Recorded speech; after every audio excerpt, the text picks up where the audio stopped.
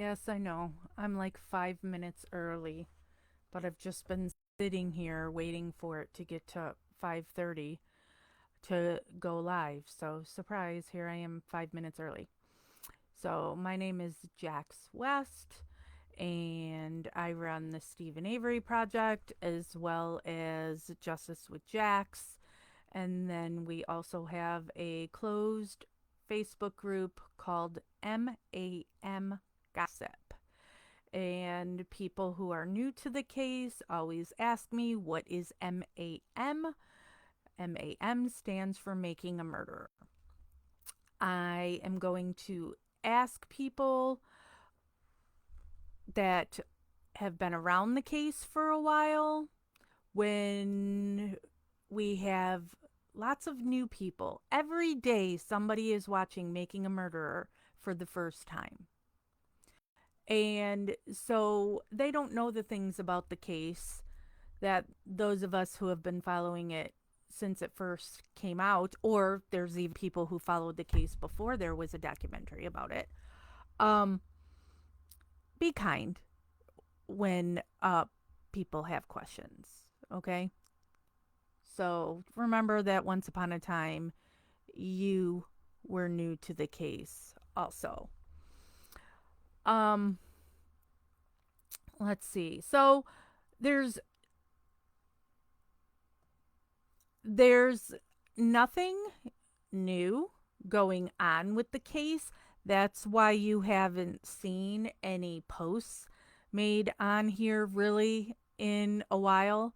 And there and I haven't done any lives cuz there's really nothing to discuss.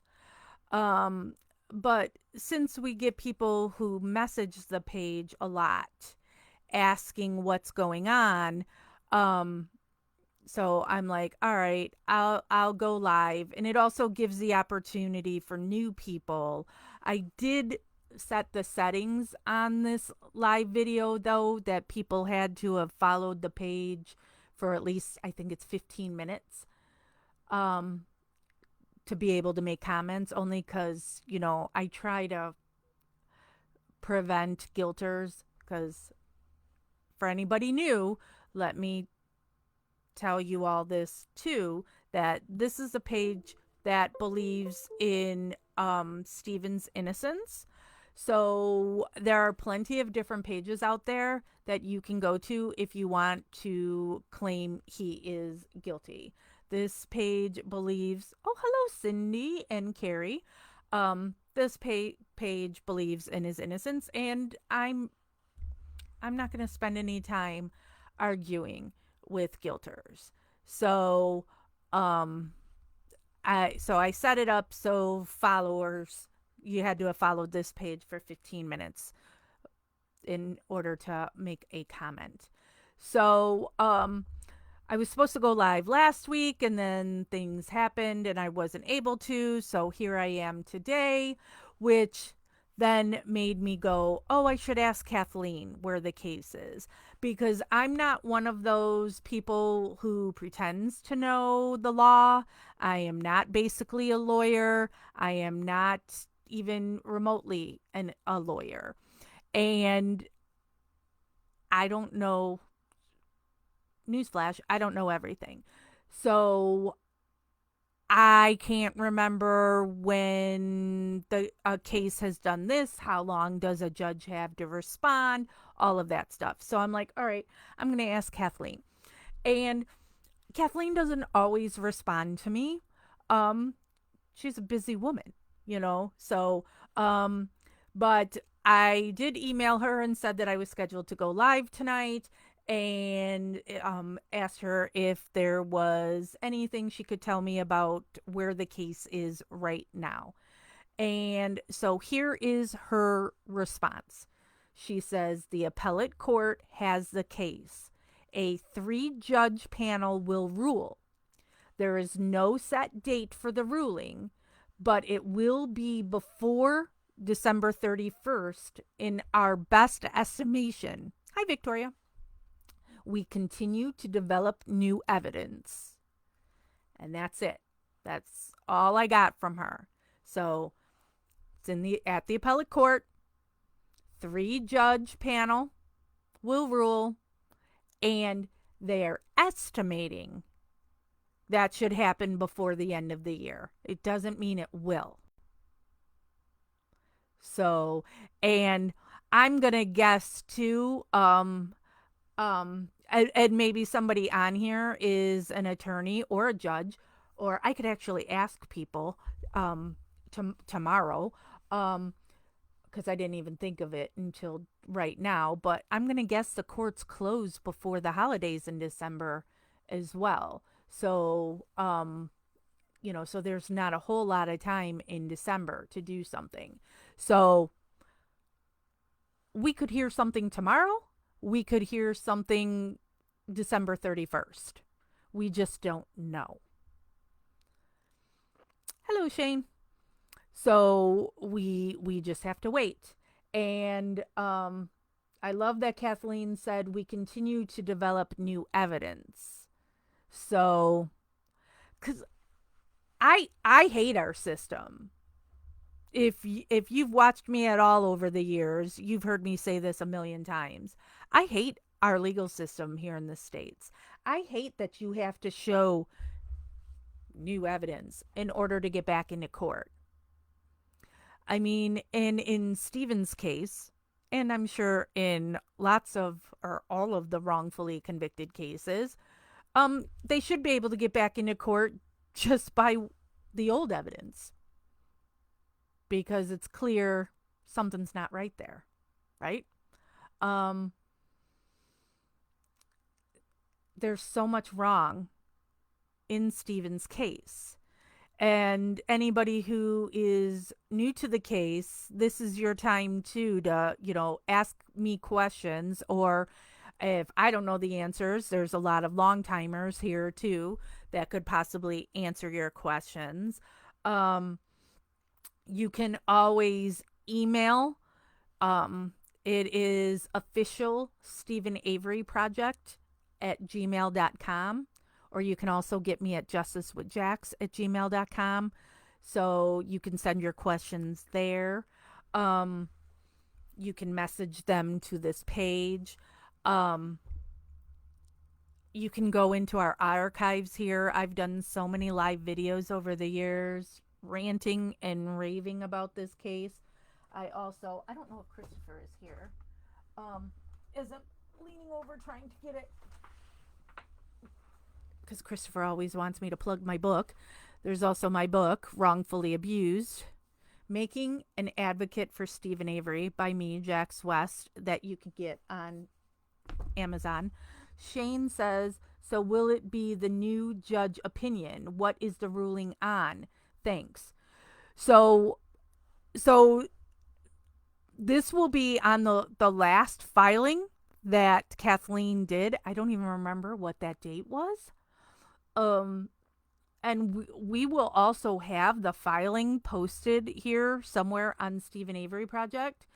But Kathleen said that a 3-judge panel rules on it. And I'm sorry, I'm really tired right now too, and so my brain's not working well. So and all of these filings like blend together for me on what was the last filing that she did on what I'm sure it's on the new witnesses, which always annoys me when people try to say they're not new witnesses, but they are new witnesses. So this is trying to get Steven back into court, whether it's an evidentiary hearing or a new hearing or a new trial altogether. Jana Lee, vote for your judges. This is so important. Thank you, Jana. I will put on my political hat for a second. Please, and before I get there, please nobody start talking about your candidates or Democrat, Republican, and all of that, because this page isn't about that.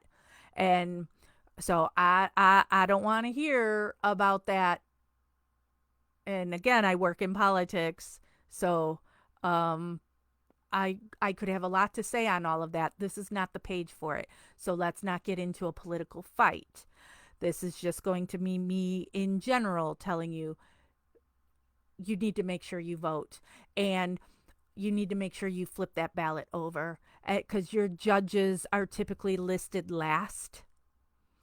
And so could be on the back of your ballot. I know for on my ballot, I've got 3 judge races to vote for, and 2 were on the front of it, and then one's on the back with then a referendum question. So make sure don't just vote for, your top of the ticket, vote all the way down. And I don't know if it's everywhere. I know here we can get our sample ballot. So for those of you who are not very involved politically, you can get your sample ballot and then look up these people. So you then you can go make an educated vote. So look these people up and see where they stand on things. So you vote for the person that you think follows your values the most. And you can even make a sheet, or you can, like, if you go online and you look at your sample ballot, you can print that out and you can then mark it, like filling it out, and you can bring that with you. So because you're not going to remember people's names or whatever. So, and that's all we're going to talk about that, because it is important to vote for judges. Look at the horrible judges in Stephen and Brendan's cases. So get out there and vote. Early voting is happening right now in most states. Here in Illinois, early voting is already happening, and on Monday, the early voting hours and locations expand. So educate yourself and vote for your judge. Yeah, Shane, this is a case I will never give up on. I will always be here in support of Stephen and Brendan. I know both of them are innocent, and Stephen Avery Project will always be here in support of Stephen and Brendan. The case, things don't happen all the time, and so you may not see things on here when it's in these long stretches, but as soon as something new happens, we're right there on there to update you on what the latest is. Craig is asking, how is Stephen's health these days? Also, does Stephen have any options or all exhausted? Sadly, Brendan is all exhausted. Brendan's attorneys had asked for clemency, but the governor says no, because the governor's got strict things that he follows in order to give somebody clemency, and that they have to have served X amount of their sentence. And Brendan hasn't crossed that threshold in that governor's eyes. So, and sadly, even if Kathleen gets Stephen out, that does not mean Brendan gets to go too. Stephen and Brendan are 2 different cases, completely different cases. I will never understand how 2 guys can be convicted for killing the same woman, but it's totally different things. Because remember, in Stephen's case, there's no Brendan. In Stephen's case, he did it by himself. So in one, it's happening in his bedroom. In the other, it's happening in the garage. So, and sadly, Brendan confessed. Anybody with, I'm not even going to say half a brain, a quarter of a brain, would know that Brendan was coerced into a false confession. But so many people are stupid and think that only guilty people would say they were guilty of a murder. And we know that is just not the case in case after case after case. Um, the exonerated five is the one that I mention most often when you want to talk about that. Those young boys confessed innocent. I will talk about the Marnie Yang case. That is a case that I am part of her defense team. Marnie Yang, that most things when you look her up online, and all the television shows that have covered her case, everything says Marnie is guilty. Marnie is a very smart woman. Let me show you Marnie. Marnie. Where are you, Marnie? Where are you, Marnie? Got all my Melissa pictures. This is Marnie Yang.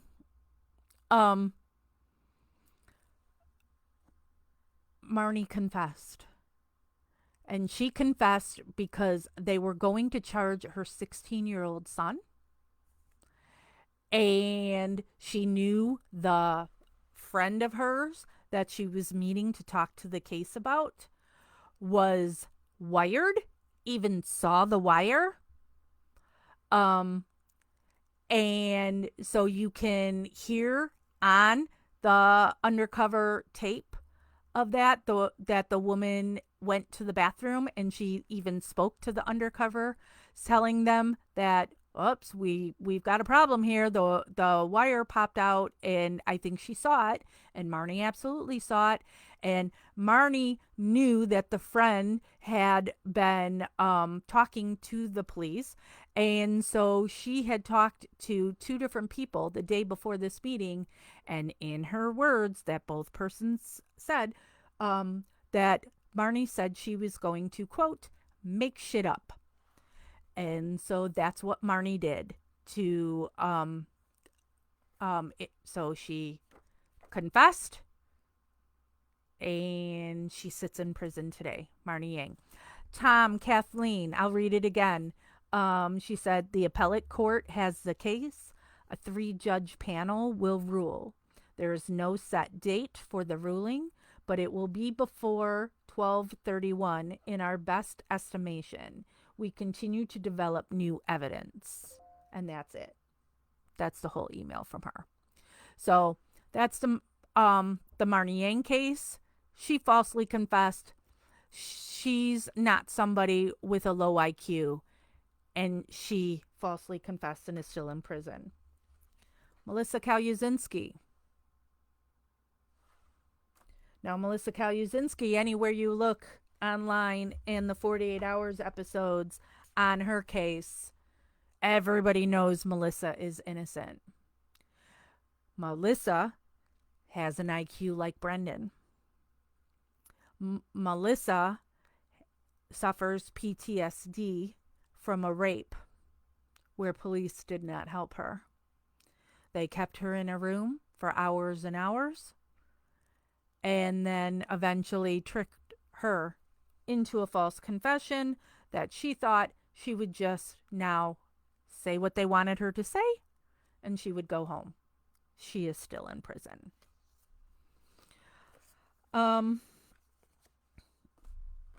Stephen did not confess. Stephen, whose story doesn't change. Stephen is 100% innocent. Stephen has a lower IQ than Brendan. But he has more, what do you want to call it, street smarts than Brendan, and was older than Brendan. Stephen will tell you when he does something wrong. Was he a part of when the cat got thrown in the fire? Stephen is not who threw the cat in the fire. Stephen is the one who took the blame for it. Stephen admits that. Stephen chased his cousin and pointed a gun at her. He admits that he did that. Oh, yeah, sure. When police first went to his house, did he lie at first? Yeah, he did. But then he admits it. When they broke into the bar to steal sandwiches and rolls of quarters, Stephen will admit that. Stephen's story stays the same. Why? Because he tells you what happened. I've argued with people about this over the years. He didn't remember if he had a fire or not on that October 31st, 2005. Was that the date? Um,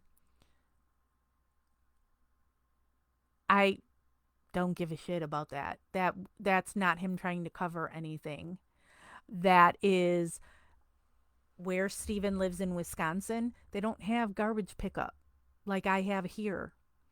And so you take your stuff to the dump or you burn it. So people have tons of burn barrels and they burn stuff. So you might not remember what day for sure did you have a fire. So Stephen not remembering if he had a fire or not, that isn't suspicious to me at all. That's nothing. So, there's so much to show that Stephen is innocent. Katie says it's Brendan's brother, Bobby. Yep. That's where all the evidence that Kathleen has uncovered in the past few years, everything points at Bobby Dassey. Bobby Dassey is the last person to see Teresa Halbach alive. Bobby has been caught lying multiple times.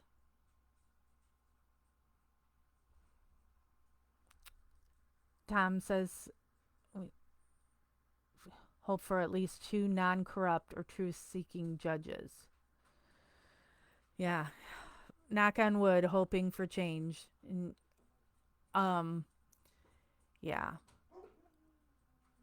And I don't know if the 3-judge panel, I remember when Brendan went to the 7th Circuit here in Chicago, and I attended that.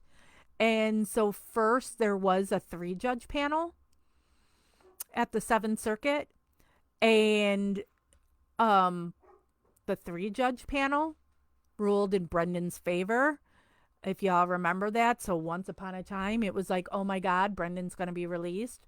And then the state called for an en banc. That's that ENBANC, which meant, because there's like 7 judges, and you first get this 3-judge panel that are chosen randomly out of the 7. And so then the state called for en banc, which then meant all 7 judges. And so then once there was all 7, they overturned it again. And that's why Brendan sits in prison today. So I don't know if that's the same on the appellate level. I don't know. But we have to cross that bridge when we come to it, I guess. First, we need these 3 to rule, whatever 3 they are, and hope for the best. I say at the very least, Stephen should get an evidentiary hearing, and we need to talk to all these witnesses that saw things and even reported things way back to 2005, and Manitowoc buried it. So I think we need to talk to those people. We need to, those people need to go to court. Oh, and there's somebody saying he's guilty. So, Jesse, you may not have heard us at the beginning here, but we are a supporter page and we don't tolerate guilters here. Sorry. Um, so that person now went bye bye, but could still be watching. Um, so we need the new and old witnesses in court. So, and we just sit here and wait. And it is such another reason why our system is so horrible, that all these years can go by and you wait and wait and wait. And so in the Marnie Yang case, we were able to get, they're like, oh, you get an evidentiary hearing. I can't tell you how much that's been pushed off and pushed off and pushed off. So we were supposed to be in court literally this week, Wednesday, Thursday, Friday. We were supposed to be in court for Marnie for her evidentiary hearing. And now it's been put off again. And so then we had a status hearing on Wednesday for at that status hearing to go, oh, okay, wait, we need another. So the next status hearing date will be November 13th, I think it is. Just put off, put off, put off. So even if these three judges rule for Stephen to get an evidentiary hearing, it could still be a freaking year or more before he gets into court. Um, as far as we know, Craig, the Hallback family 100% believes it's Stephen, and that they claim they don't watch Making a Murderer and they know nothing about any of the new evidence, that they just keep their heads in the sand. Tom's looking forward to Kathleen's impenetrable wall of knowledge of Stephen's case to fight for him. I can't wait.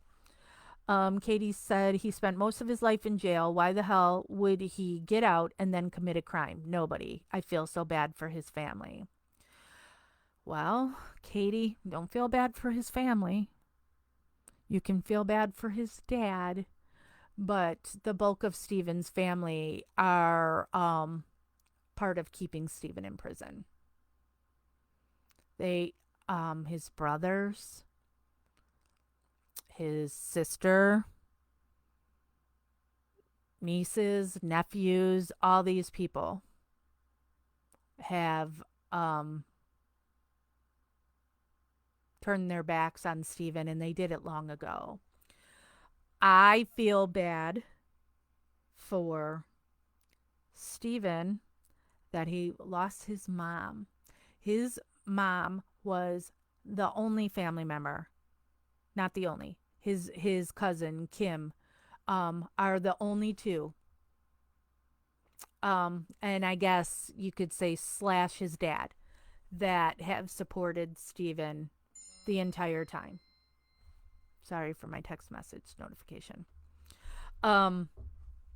So that is one of the biggest tragedies in this case, is that Stephen's mother died before he was freed. And in talking about, good night, Craig.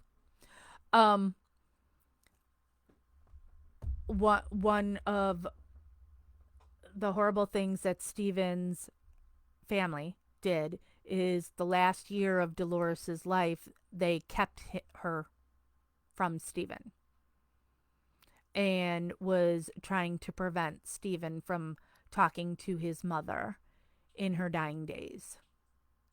So that just shows you how bad his family is. That the one person who was always there for him, Dolores, was not in her right mind near the end, had dementia, but she loved her son. She believed in her son. You let him talk to her.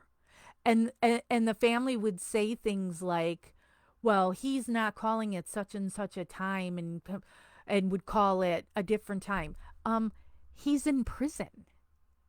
So he can't always get the phone when he wants to get the phone.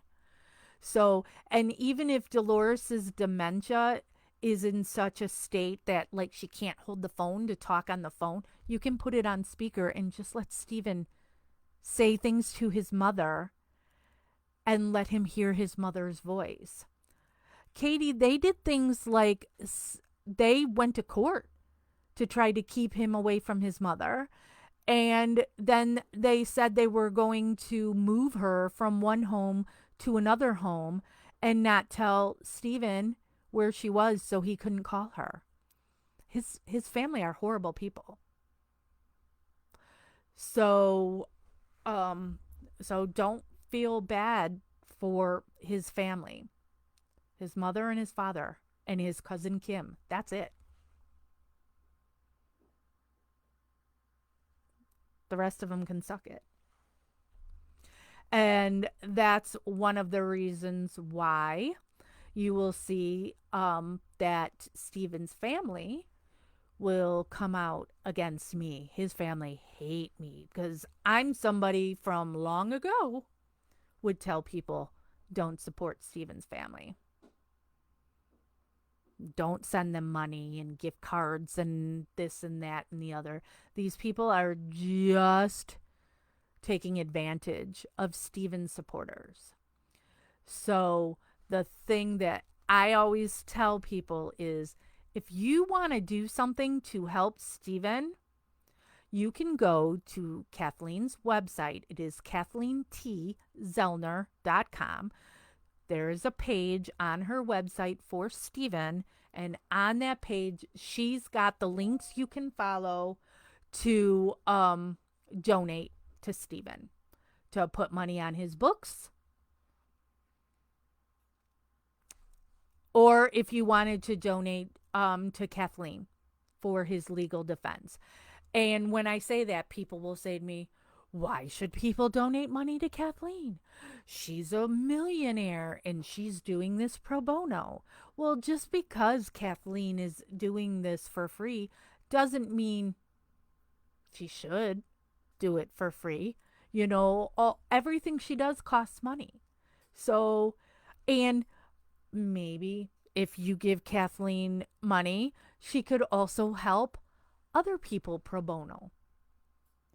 So you make that decision for you. I'm not telling you what to do with your money. I'm just saying if you want to throw money at this case, you go to Kathleen Zellner's website and you follow those links. Or if you're not able to put money on his books, like if you're in another country and there's some issue with that, then send the money to Kathleen Zellner and you tell her that you want this money to go to Steven. You know, don't ever give money to the Avery family that you want to go to Steven because it's not going to go there. Uh-oh. Sorry. I got some drama going on right now, apparently. Let me... Was it Barbara? I'm just reading this now, Tina, so I don't know... But Barbara was somebody, one of the people keeping Steven away from his mom. And so was Kayla, who is Steven's niece, who is the one who sicked the police on Brendan to begin with. She's the one that you see in Making a Murderer, who said that Brendan was crying and was losing weight. But then when she got on the stand, she took it all back. So Kayla is somebody who went really evil in trying to prevent Steven from talking to his mother. So don't support the Avery family.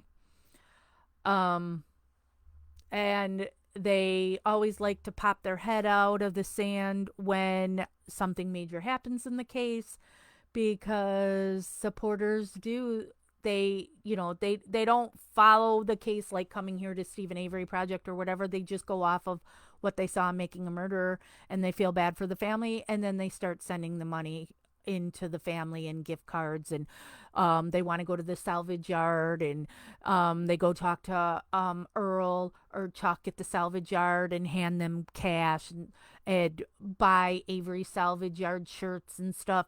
None of that money does anything to benefit Stephen and goes in these people's pockets who are part of why Stephen is in prison.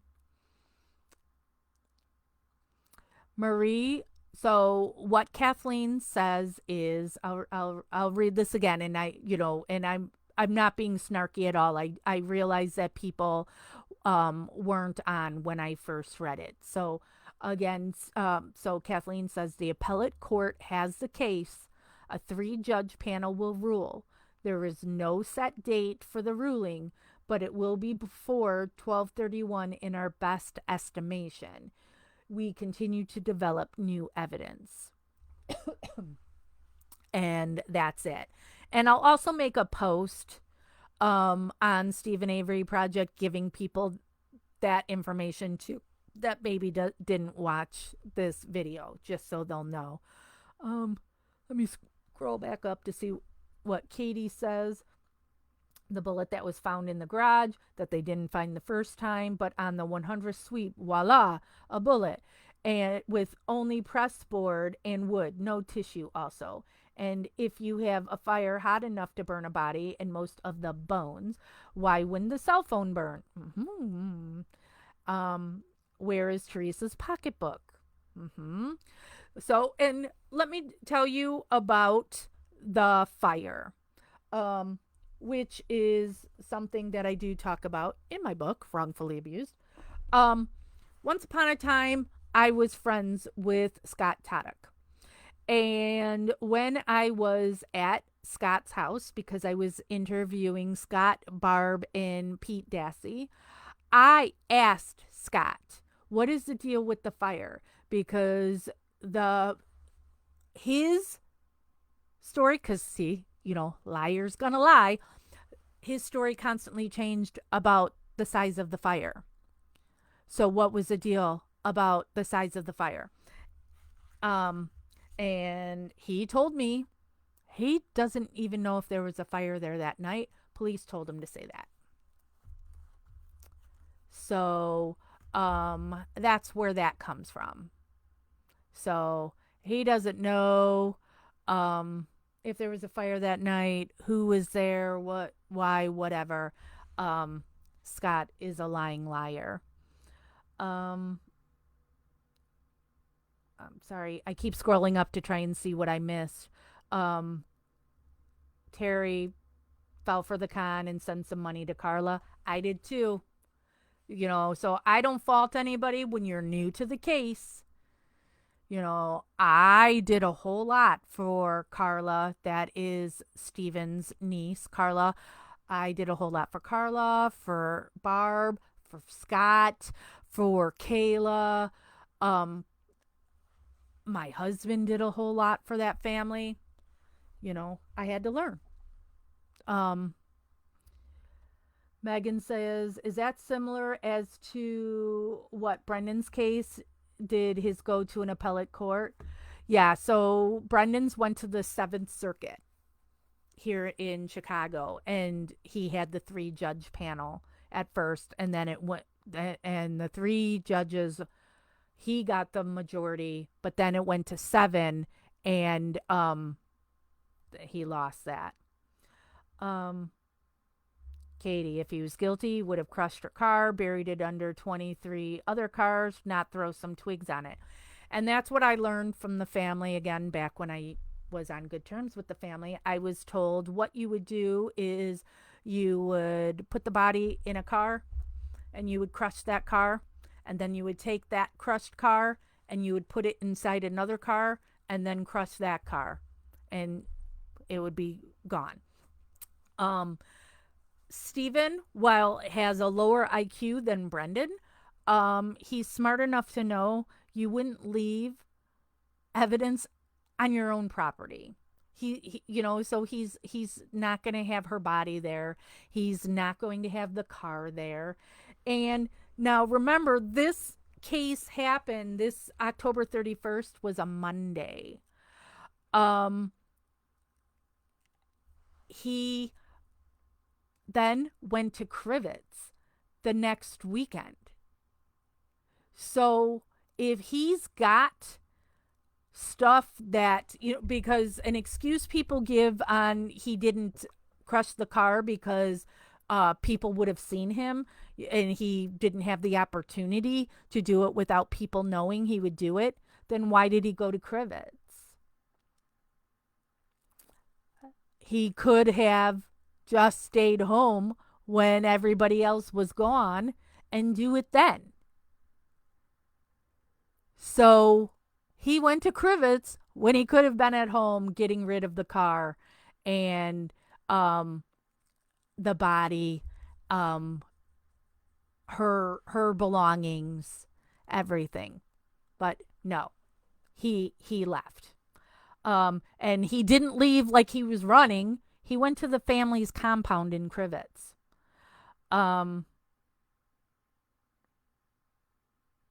Terry says, I'm sorry, no matter what the police tell you to say, you don't lie on family. Well, in Scott Toddock's defense, he didn't even know Stephen at that time. He was Barb's boyfriend. Barb was married to Tom Yonda, and Barb had been having an affair with Scott. And so Scott wasn't around the family at that time. So he didn't even know Stephen, so he didn't have any loyalty to Stephen at all. But still, and this family knows better than to talk to the police, period, because Stephen did 18 years of a crime he didn't commit. So they already knew that.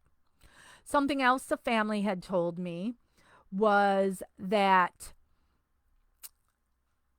when Stephen went to prison for Penny Bernstein,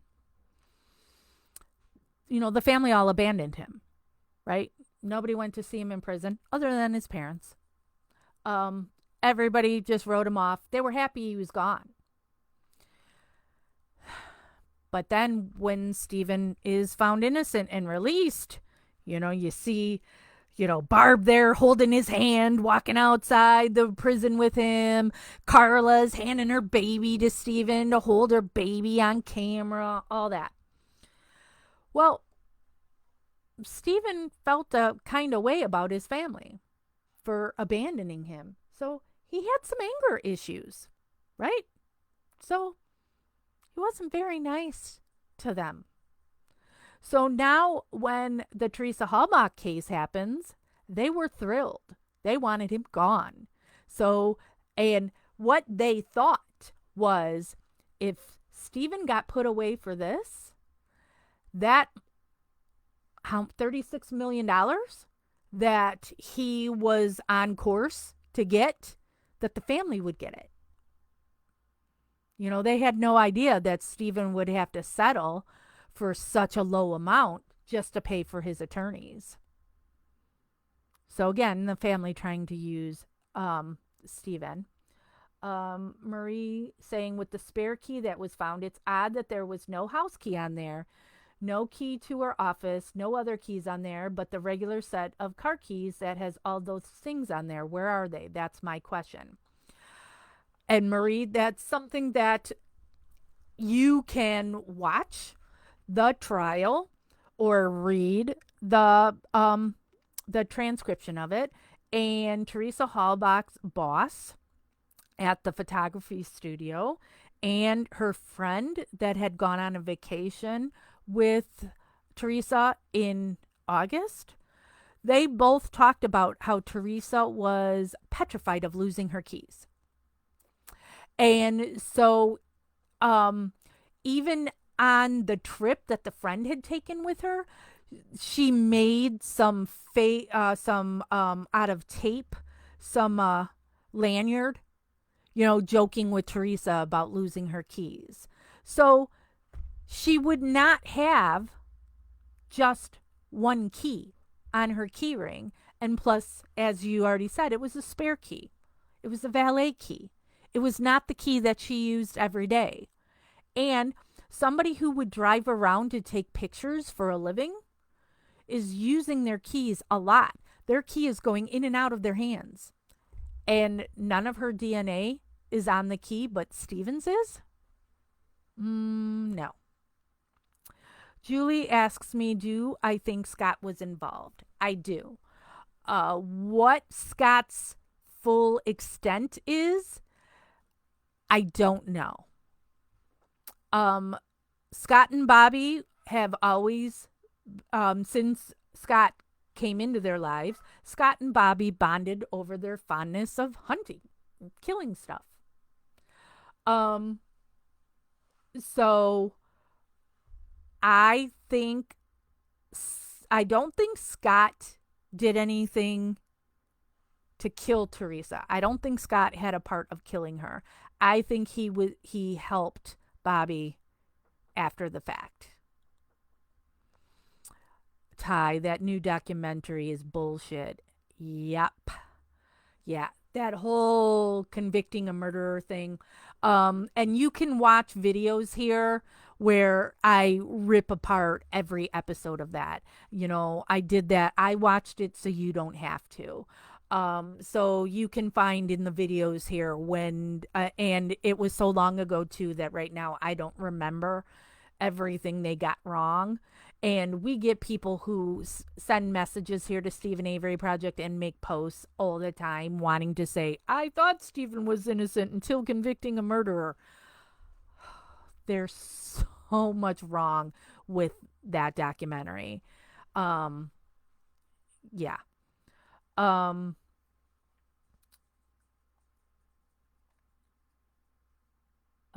Megan says, is it Megan or Megan? I'm not sure with the spelling of that, and I hate saying people's names wrong. With how easily Kathleen was able to debunk so much evidence, how did Stephen's first lawyers not see that? They were very good lawyers from what I had read. I never, well, I should say never fault Strang and Buting. Strang and Buting got things wrong. Point blank, they did. But they aren't as good as Kathleen, and they did not have they don't have the money and the experts that Kathleen has, and Kathleen also had the benefit of making a murderer.